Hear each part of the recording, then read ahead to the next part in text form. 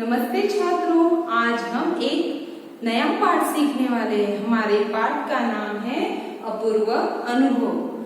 यह पाठ एक जापानी छात्रा का है, जो जापानी छात्रा ने एक अपना स्कूल का अनुभव हमें यहाँ पे इस पाठ में बताया है।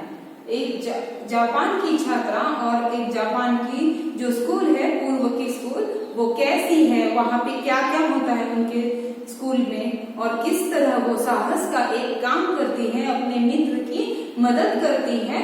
यह पाठ इस पर आधारित है। यह पाठ तोतो-चान इस पुस्तक से लिया गया है। इस पुस्तक से एक अंश जो है, एक भाग जो है, वह है अपूर्व अनुभव। इस पाठ के बारे में थोड़ी सी जानकारी हम देखेंगे। तोतो-चान विश्व साहित्य की एक अमूल्य निधि है, जो मूलतः जापानी भाषा में लिखी गई है। इसका अनुवाद विश्व की कई भाषाओं में हो चुका है। यह एक ऐसी अद्भुत पाठशाला है, एक अलग सी पाठशाला है, और उसमें पढ़ने वाले बच्चों की एक कहानी है, जिनके लिए रेल के डिब्बे कक्षाएं थी, गहरी जड़ों वाले पेड़ पाठशाला का गेट, शाखा बच्चों के खेलने के कोने। देखिए बच्चों, हमारी भी स्कूल ऐसी होती तो कितना मजा आता। हमें इस क्लास में नहीं बैठना पड़ता और खेलने के लिए पेड़, ये तो बहुत अच्छी बात है। तो उसी तरह एक पूर्व की जापान की एक स्कूल थी, जो इस तरह थी। रेल के डिब्बे कक्षाएं थी, गहरी जड़ों वाले पेड़ पाठशाला का गेट था, शाखा बच्चों के खेलने के कोने थे। इस अनोखे स्कूल के संस्थापक श्री कोबायाशी और लेखिका स्वयं इस स्कूल की छात्रा थी। उन्हीं के बचपन के अनुभव के आधारित यह पुस्तक तोतो-चान का एक अंश, इसका नाम है, उस अंश का नाम है अपूर्व अनुभव। उस पुस्तक से लिया गया है। पाठ प्रवेश के बारे में हम देखेंगे। बच्चे, कुछ समय पहले आपने समाचारों में यह खबर देखी या सुनी होगी कि रियो में हुए पैरा ओलंपिक में पदक जीतने वाली पहली भारतीय महिला दीपा मलिक थी। आपको पता है कि दीपा मलिक पैरों से चलने में सक्षम नहीं है। जानते हैं यह जिक्र यहाँ पर क्यों किया गया? आप समझ गए होंगे कि प्रस्तुत पाठ की प्रकृति भी इस बात से मेल जोल खाती है। जिस प्रकार से दीपा मलिक ने पैरालंपिक की महिला गोला फेंक स्पर्धा में रजत पदक जीतकर अद्भुत साहस का परिचय दिया है, वैसे ही प्रस्तुत पाठ अपूर्व अनुभव दो बच्चों के एक अदम्य साहस, एक अद्भुत साहस के अनुभव पर आधारित है। आपकी ही उम्र की तोतो-चान इस कहानी की नायिका है। तोतो-चान के बचपन का यह वास्तविक यानी कि सच अनुभव है। यह अनुभव बहुत साहस से भरा हुआ है। यासुकी-चान जो पोलियोग्रस्त है, देखिए बच्चों, यासुकी-चान एक लड़का है और वह पोलियोग्रस्त है। आपने कभी कभी देखा होगा कि पोलियो किस तरह होता है, पैरों में शक्ति नहीं होती है, और पोलियो डोज जो है वो बच्चा जब जन्म लेता है, वहां से 5 वर्ष तक के आयु के बच्चों को पोलियो डोज दिया जाता है। लेकिन यासुकी-चान को पोलियो डोज नहीं दिया गया था, इसलिए वो पोलियोग्रस्त है। उसे तोतो-चान एक ऐसा अनुभव प्राप्त करने में मदद करती है जो उसके लिए उमंग और उल्लास से भरा हुआ है। ऐसा अपूर्व अनुभव जो दुनिया की एक नई झलक दिखाने वाला था। शायद ही उसे कोई और दिखा पाता। आप तो तोतो-चान के अपूर्व अनुभव को जानने के लिए एकदम उत्सुक होगे, उत्तेजित होगे, परंतु साथियों, यह भी जानो कि यह सुंदर अनुभव लिखा किसने है? यह संस्मरण यानी अतीत की घटना पर आधारित जापानी लेखक तेत्सुको कुरियानगी ने रचा है।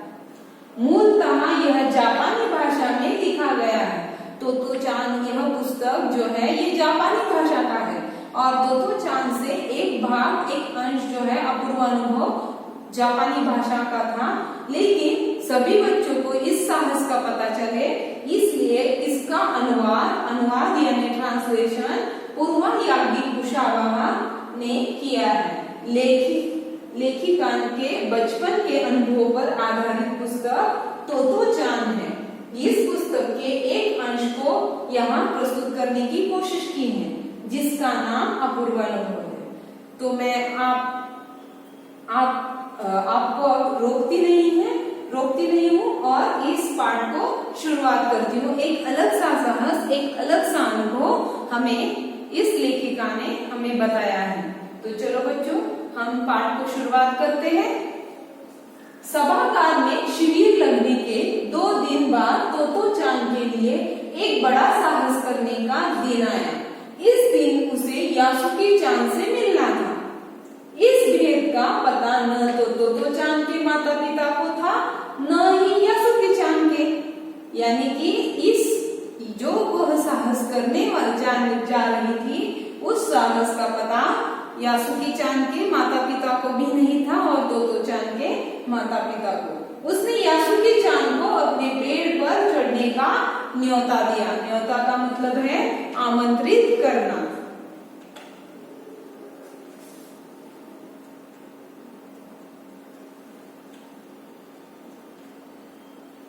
तोमोए में हर एक बच्चा बाग के एक पेड़ को अपने खुद के चढ़ने का पेड़ मानता था।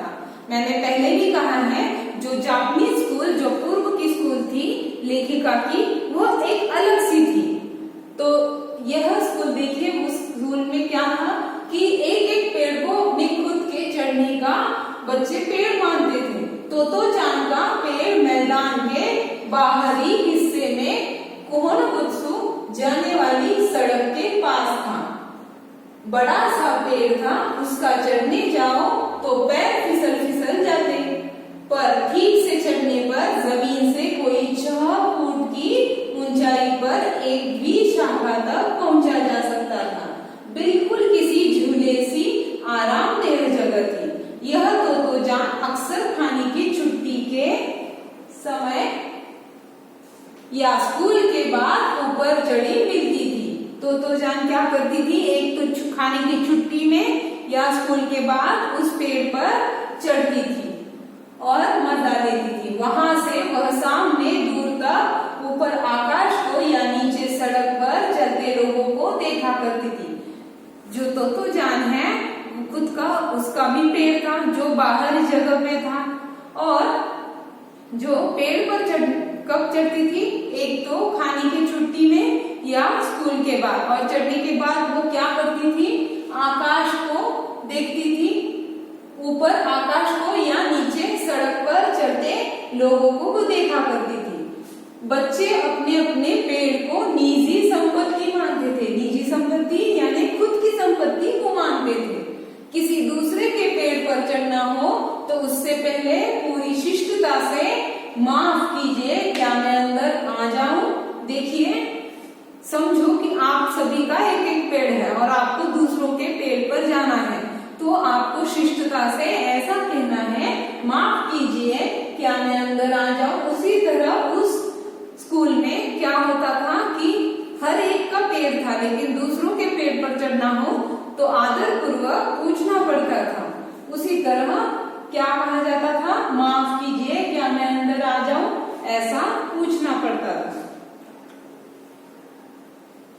यासुके-चान को पोलियो था, इसलिए वह न तो किसी पेड़ पर चढ़ पाता था। मैंने पहले भी कहा है कि यासुके-चान पोलियोग्रस्त लड़का है, इसलिए वो ठीक से चल भी नहीं पाता था, तो पेड़ पे कैसे चढ़ पाता, और न किसी पेड़ को निजी संपत्ति मानता था। अतः तोतो-चान ने उसे अपने पेड़ पर आमंत्रित किया था, पर यह बात उन्होंने किसी से नहीं कही, क्योंकि अगर बड़े सुनते तो जरूर डांटते। देखिए, हमें भी बड़े डांटते हैं, हमारे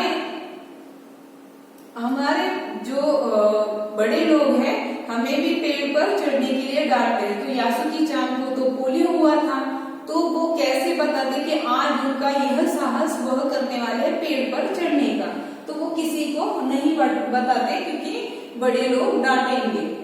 घर से निकलते समय तोतो-चान ने माँ से कहा कि वह यासुकी-चान के घर डेनेन-चोफू जा रही है, क्योंकि वह झूठ बोल रही थी। क्यों झूठ बोल रही थी? क्योंकि उन्होंने आज यह तय कर दिया था कि वह पेड़ पर चढ़ने वाले, लेकिन वो माँ को झूठ बोल रही थी। हम देख रहे हैं कि कोई झूठ बोलते वक्त आंखों में आंखें नहीं डालते हैं, इधर उधर देखते हैं या नीचे नजर झुकाकर बोलते हैं। तो उसी तरह तोतो-जान भी क्या करती है, माँ के आंखों में नहीं झांकती है, वह अपनी नजरें जूतों के फीतों पर ही गड़ाए रखती है। रॉकी उसके पीछे पीछे स्टेशन तक आया। जाने से पहले उसे सच बताए बिना तोतो-जान से रहा नहीं गया। मैं यासुकी-चान को अपने पेड़ पर चढ़ने देने वाली हूँ, उसने बताया। जब तोतो-जान स्कूल पहुंची तो रेल पास उसके गले के आसपास हवा में उड़ रहा था। रेल पास जो हर रोज रेल से आते जाते हैं वो पास निकालते हैं, तो वह पास जो रेल का पास है उसके गले में लटक रहा था और वह हवा से उड़ रहा था। यासुकी-चान उसे मैदान में क्यारियों के पास मिला। गर्मी की छुट्टियों के कारण सब सूना पड़ा। यासुकी-चान उससे कुल जमा 1 ही वर्ष बड़ा था। देखिए यासुकी-चान किससे बड़ा था? तोतो-चान से कुल कितना बड़ा था? 1 वर्ष। पर तोतो-चान को वह अपने से बहुत बड़ा लगता था। जैसे ही यासुकी-चान ने तोतो-चान को देखा, वह पैर घसीटता हुआ उसकी ओर बढ़ा। उसके हाथ अपनी चाल को स्थिर करने के लिए दोनों ओर फैले हुए थे। तोतो-चान उत्तेजित थी। क्यों उत्तेजित थी? क्योंकि आज उन्होंने तय किया था कि हम पेड़ पर चढ़ने वाले। तोतो-चान क्या करने वाली थी? क्या साहस का काम करने वाली थी? कि यासुकी-चान को पेड़ पर चढ़ाने वाली थी, पेड़ पर चढ़ने का अनुभव देने वाली थी। वे दोनों आज कुछ ऐसा करने वाले थे जिसका भेद यानी कि राज किसी को भी पता न था। वह उल्लास से आनंद में ठिठियाकर हंसने लगा, जोर जोर से हंसने लगा। यासुकी-चान भी हंसने लगा। देखने लगी, आखिर उसे एक तीपाई सीढ़ी मिली जिसे थामे रहना भी जरूरी नहीं था। पर वह तीपाई सीढ़ी को घसीट कर ले आई तो अपनी शक्ति पर हैरान होने लगी। तीपाई की ऊपरी सीढ़ी द्विशाखा तक पहुंच रही थी। देखो बच्चों, तीपाई आपने देखी होगी कि 3 पैरों वाली सीढ़ी होती है और हम उस पर चढ़ सकते हैं, आसानी से चढ़ सकते हैं, किसी का सहारा न लेते हुए। वही तीपाई सीढ़ी बहलाती है। देखो अब डरना मत, उसने बड़ी बहन की सी आवाज में कहा। यह डगमगाएगी नहीं, डगमगाएगी यानी हिलेगी नहीं। यासुकी-चान ने घबराकर तीपाई सीढ़ी और पसीने से तरबतर तोतो-जान की ओर देखा। उसे भी काफी पसीना आ रहा था। उसने पेड़ की ओर देखा और तब निश्चय के साथ पांव उठाकर पहली सीढ़ी पर रखा। उन दोनों को यह बिल्कुल भी पता न चला कि कितना समय यासुकी-चान को ऊपर तक चढ़ने में लगा। इतने वो व्यस्त थे कि उन्हें वक्त का पता ही नहीं चला। सूरज का ताप उन पर पड़ रहा था, सूरज ऊपर उठ रहा था, सूरज की गर्मी बढ़ रही थी, पर दोनों का ध्यान यासुकी-चान के ऊपर तक पहुंचने में रमा था। उसी में लगा था कि यासुकी-चान कैसे ऊपर आए। तोतो-जान नीचे से उसका एक एक पैर सीढ़ी पर धरने में मदद कर रही थी, पकड़ने में मदद कर रही थी। अपने सिर से वह उसके पिछले हिस्से को भी स्थिर करती रही। यासुकी-चान पूरी शक्ति के साथ जूझ रहा था, लड़ रहा था, कोशिश कर रहा था और आखिर वह ऊपर पहुंच गया। हुर्रे! पर उसे अचानक सारी मेहनत बेकार लगने लगी। तोतो-जान तो सीढ़ी पर से छलांग मारना यानी कूदना, यहाँ से वहां कूदना, छलांग लगाकर द्विशाखा पर पहुंच गई। द्विशाखा जो एक पेड़ को टहनी दूसरी टहनी होती है वह द्विशाखा होती है, पर पहुंच गई। पर यासुकी-चान को सीढ़ी से पेड़ पर लाने की हर कोशिश बेकार रही। यासुकी-चान सीढ़ी थामे तोतो-चान की ओर ताकने लगा यानी एकदम से देखने लगा। तोतो-चान की रुलाई छूटने को हुई। उसने यासुकी-चान डाल के सहारे खड़ा था, वो झिझकता हुआ वह मुस्कुराया। तब उसने पूछा, क्या मैं अंदर आ सकता हूँ? देखिए वो कोशिश कर रहा था और आखिर में उनकी कोशिश सफल रही। और जो नियम था कि जब दूसरों के पेड़ पर जाते हैं तो हमें शिष्टता पूर्वक पूछना पड़ता है कि क्या मैं अंदर आ सकता हूँ, उसी तरह यासुकी-चान ने तोतो-चान को पूछा कि क्या मैं अंदर आ सकता हूँ। उस दिन यासुकी-चान ने दुनिया की एक नई झलक देखी, क्योंकि यासुकी-चान को पेड़ पर चढ़ने नहीं आता था। वो पहली बार पेड़ पर चढ़ा था और दुनिया ऊपर से उसने देखी थी, जिससे उसने पहले कभी न देखा था। तो ऐसा होता है पेड़ पर चढ़ना। यासुकी-चान ने खुश होते हुए कहा, वो बहुत खुश हुआ और तोतो-चान को कहा कि इस तरह होता है पेड़ पर चढ़ना। वे बड़ी देर तक पेड़ पर बैठे बैठे इधर उधर की गप्पे लड़ाते रहे, गप्पे करते रहे। अब देखिए यासुकी-चान क्या कहता है, मेरी बहन अमेरिका में है। किसकी बहन? यासुकी-चान की। मेरी बहन अमेरिका में है। उसने बताया है कि वहाँ एक चीज होती है। क्या होती है? टेलीविजन। टेलीविजन यानी कि टीवी। उस वक्त टीवी किसी किसी के घर में ही था, सभी के घर में टेलीविजन उपलब्ध नहीं था। तो वह टीवी यासुकी-चान उमंग से भरा बता रहा था। वह कहती है कि जब वह जापान में आ जाएगा तो वो हम घर में बैठे बैठे ही सुमो कुश्ती देख सकेंगे। यासुकी-चान तोतो-चान को कह रहा है कि मेरी बहन अमेरिका में है। उसने बताया है कि एक चीज होती है टेलीविजन। जब हमारे यहाँ आएगा तो हम घर में बैठे बैठे क्या देखेंगे? सुमो कुश्ती देख सकेंगे। वो कहती है कि टेलीविजन एक डिब्बे जैसा होता है। तोतो-चान उस समय यह तो न समझ पाई कि यासुकी-चान के लिए जो कहीं भी दूर तक चल नहीं सकता था, घर बैठे चीजों को देख लेने के क्या अर्थ होंगे। वह तो यह ही सोचती रही कि सुमो पहलवान घर में रखे किसी डिब्बे में कैसे समा जाते होंगे। बच्चों, हमारे छोटे बच्चों को भी यह प्रश्न, इवन मुझे भी ऐसा प्रश्न पड़ रहा था कि इस छोटे से टीवी में इतने सारे लोग कैसे समा जाते होंगे। उसी तरह इन्हें भी प्रश्न पड़ गया था कि सुमो कुश्ती वाले पहलवान घर में रखे किसी डिब्बे में कैसे समा जाएंगे।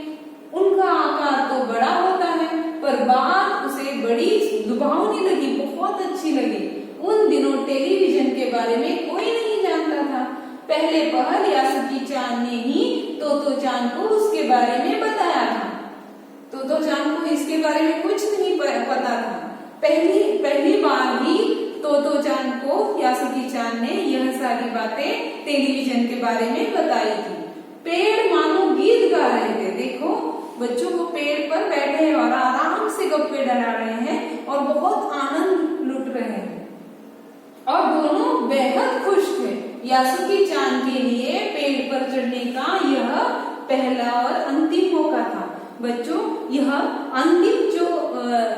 अंतिम जो वाक्य दिया है, क्या कहा है? पेड़ पर चढ़ने का यह पहला और अंतिम मौका था। क्यों कहा है? क्योंकि यासुकी-चान पोलियोग्रस्त है और कोई भी उसे पेड़ पर चढ़ाने का साहस नहीं करेगा। पहली बार तोतो-चान ने यह साहस किया और उसे इतनी खुशी दी कि किस तरह पेड़ पर चढ़ने का अनुभव होता है और किस तरह आनंद हम ले सकते हैं। यह सारा अनुभव तोतो-चान ने यासुकी-चान को दिया और यह जो अनुभव है उसका पेड़ पर चढ़ने का पहला और अंतिम था। धन्यवाद।